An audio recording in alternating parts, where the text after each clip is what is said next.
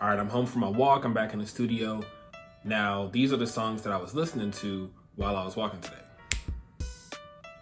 I'm going to select this one, and I'm going to sit here for the next 10, 15, maybe 20 minutes, and I'm going to grab my handy dandy clipboard, and I like to use graph paper, and I'm just going to take notes on the beat. I'm going to write down, the arrangement of it and the sounds that I hear, and I'm going to put it in an organized way. I am not going to play the audio for the song in this video because, when I upload this to YouTube, I don't want the copyright issues. But you know what song it is, so you can listen to it on your own. And my goal and my thought process here is not necessarily to copy it verbatim, but to at least get the elements. Knowing like, okay, how long should my intro be, then my hook, then my verse now. Something you get better at with practice, but even still, like every now and then when I get into a rut, I'd be like, dang, like I'm spending so much time trying to figure out how to sequence my beat. It would be a lot easier if I could just make my own template and then I could take the patterns that I make and just plug it in. So that's essentially what I'm doing for myself. I'm taking a song that I already like, that I think has good song structure, and I'm dissecting how it was put together so that then I can take my own sounds, my own style, and kind of plug them into those slots. And I don't have to think so much about making the decisions of, what kick I should use or what should go here in the hook and everything, because I already know what I'm going to do, and it makes my process that much faster and it builds my confidence.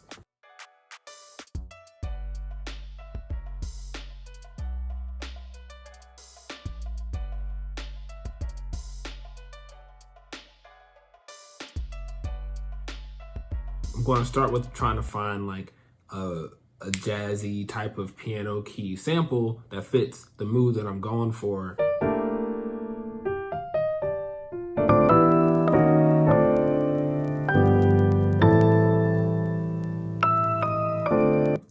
I like it. I'm gonna try it. I'm gonna stretch it so that it fits 8 bars. Okay.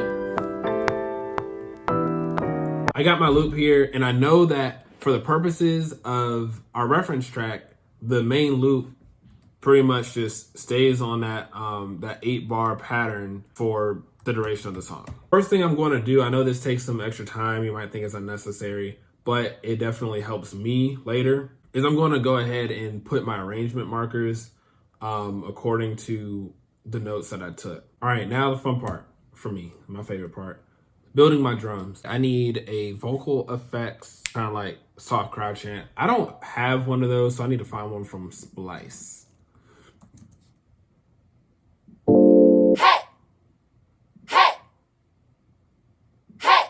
Oh, I could actually use that. I'm going to do some EQ and editing to that, but I could use that for what I want. All right, next thing, I need a kick, short and round. I already have one in mind.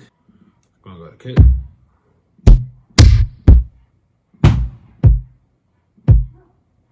I'm gonna use that one. Next thing I need is an 808, thick and focused. I already know what kind of 808 I want to use. So unless I'm doing 808 glides, which I'm not for this beat, or at least I'm not anticipating to, I'll just go ahead and throw my 808 sound into my drum machine designer, work with it from there.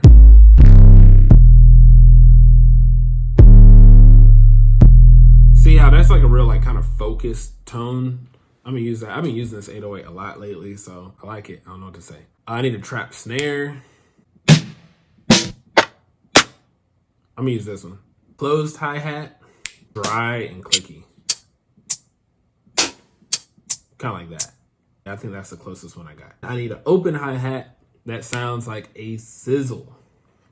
All right, I know I got more open hats now. This was from the Producer Grind website, and it was free drum sauce. I'm gonna go to hats. I like how they got open and closed, open.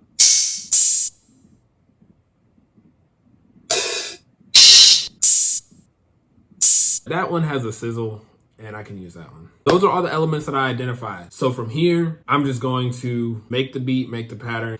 Rather than trying to copy the exact beat, I try to coach myself into what that style is. You know what I'm saying? Because I learned that way, and then 9 times out of 10, I make a fire beat in a relatively short amount of time because I took the time to slow down so I could speed up. I'm going to go over to where I know the verse starts, 8 bars in, and I'm going to right click, make a pattern region. Make sure that starts where I want it to start. And I'm going to, I didn't mean to add a marker there, but I'm going to have it loop this section. And I always like to go for 32 steps. And then once I make a 32 step pattern, then I like to make it a 64 step pattern and just add a slight variation. But I always start with 32 steps. And I'm going to start with my beat.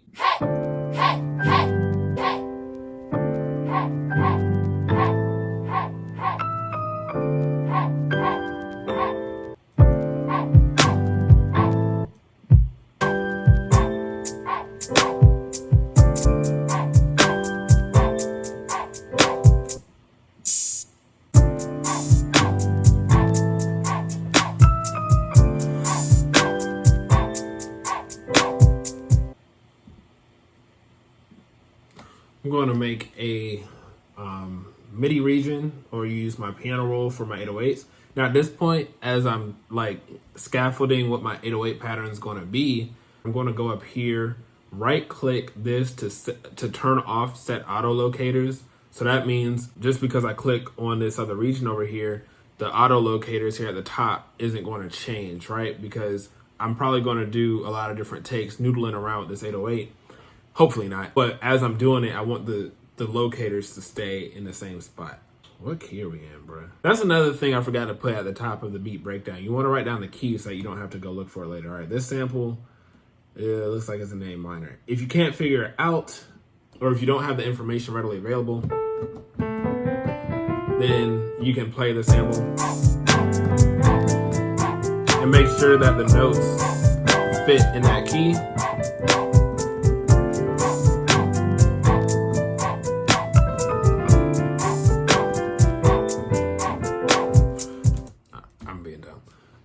For now, I'm going to, all right, let's put this on 1 or mono.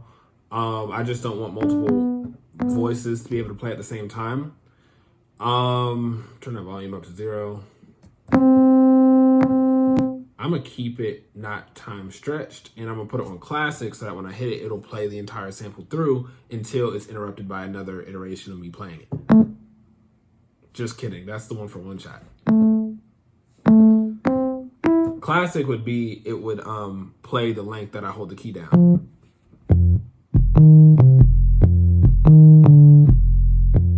Oh, that was actually kind of something. All right, I'm gonna put it on one shot. I'm gonna keep it octave up. I like to kind of hum it to myself. Turn that down just a wee bit. That's it. My advice is always best to start as simple as possible with your 808s, because take it from me, it's real easy to be making your 808s do all sorts of nonsense that does not belong in your beat. So start simple. You can always add a little bit later, but the simpler the better. You don't want the 808s to be taking too much away from what's going on.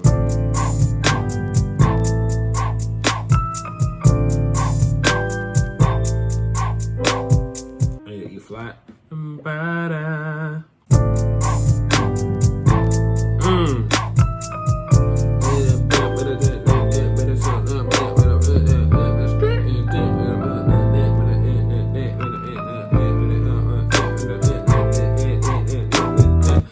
All right, now I got it.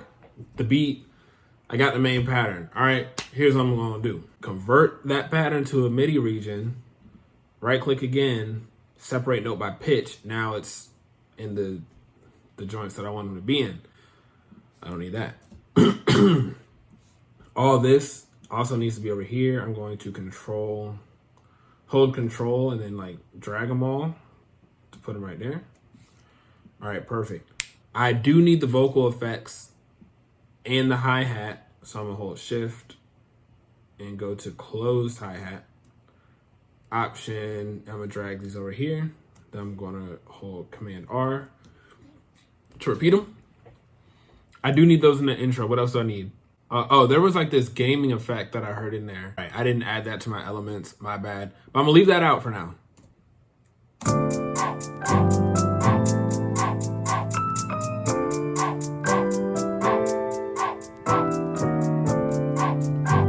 All right, that's my intro.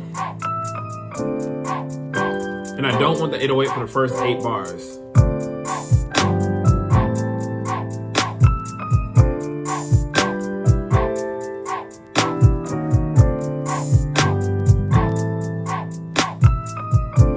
All right, now I'm going to add my 808.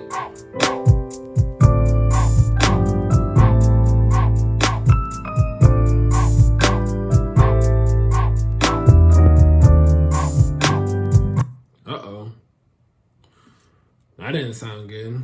All right, I'm going to change those 2 leading notes. Instead of da-da, do-do-do.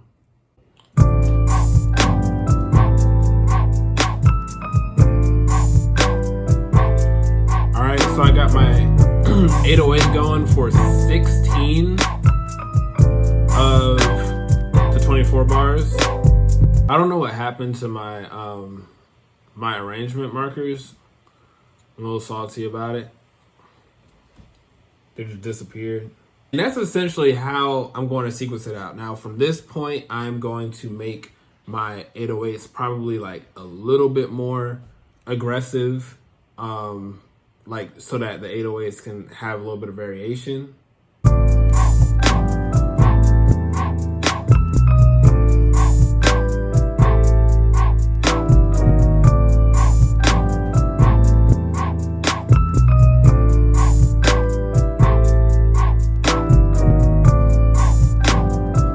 like that 808 pattern a little bit better.